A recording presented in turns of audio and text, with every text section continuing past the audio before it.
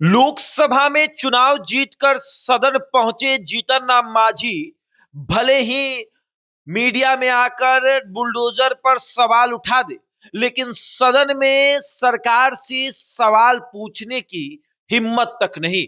देखिए, लोकसभा में शीतकालीन सत्र चल रहा है और इस शीतकालीन सत्र में तमाम पार्टियों को मौका मिलता है अपनी अपनी बातों को रखने के लिए। तमाम पार्टी के सांसद अपनी अपनी बातों को रखते हैं, लेकिन जीतन राम मांझी कहीं नजर नहीं आते। सबको ये आस था कि जीतन राम मांझी मीडिया में आकर सरकार से जब सवाल कर रहे हैं तो वहां भी जाकर केंद्र सरकार से शिकायत करेंगे कि बिहार में जो बुलडोजर चल रहा है वो गलत तरीके से चल रहा है। लोगों के घरों पर बुलडोजर इस तरीके से चल रहा है कि उन्हें कहीं आसरा भी नहीं दिया जा रहा है, उन्हें कहीं रुकने का रहने का ठिकाना भी नहीं दिया जा रहा और उनके घरों पर बुलडोजर चला दिया जा रहा है। तो ये तो सरकार से सवाल करते, लेकिन जीतन राम मांझी कहीं भी किसी भी मुद्दे पर सवाल करते नजर नहीं आ रहे हैं, चाहे क्षेत्र की समस्या हो या फिर किसी भी तरह की समस्या हो। जीतन राम मांझी किसी से सवाल नहीं कर रहे हैं। चिराग पासवान के पार्टी के जो सांसद हैं वो खड़े होकर अपनी बातों को रख दे रहे हैं। किसी और मुद्दे पर वाद विवाद हो जा रहा है।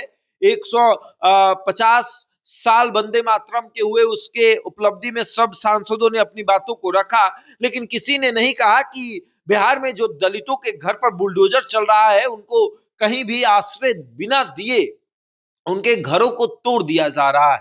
ये सवाल किसी ने नहीं किया। जीतन राम मांझी की तरफ सबकी निगाहें थी कि उन्होंने सवाल उठाया है कि दलितों का जो आप घर तोड़ रहे हैं, अतिक्रमण हटा रहे हैं, ठीक है आप अतिक्रमण हटाइए, लेकिन उन्हें कहीं बेहतर व्यवस्था दे दीजिए रहने के लिए, उसके बाद उनके घरों को तोड़िए। और ऐसे भी दलितों को घर बनाने के लिए 6 गज जमीन की तो बात हो ही रही थी कि उन्हें जमीन दिया जाएगा, लेकिन फिर भी नहीं दी जा रही है और बदले में अतिक्रमण के नाम पर उनके घरों को तोड़ा जा रहा है। कई सालों से बने घरों को 10 साल 20 साल 15 साल पुराने घर हैं और उस समय तक आपने अतिक्रमण नहीं देखा, उसके बाद आपको अतिक्रमण दिखा, ठीक है आप उस घर को तोड़िए, कोर्ट का फैसला है तोड़िए, लेकिन उस पर सवाल भी तो सरकार से पूछा जाना चाहिए कि अधिकारियों को ये भी इजाजत दीजिए कि बेहतर व्यवस्था दिया जाए उन लोगों को इस ठंड में रुकने के लिए, ठहरने के लिए, उसके बाद उनके घरों को तोड़ दिया जाए। सवाल तो पूछा जाना चाहिए ना कि वो जो महिला एक दिन का वक्त मांग रही थी उस महिला को एक दिन का वक्त क्यों नहीं दिया गया।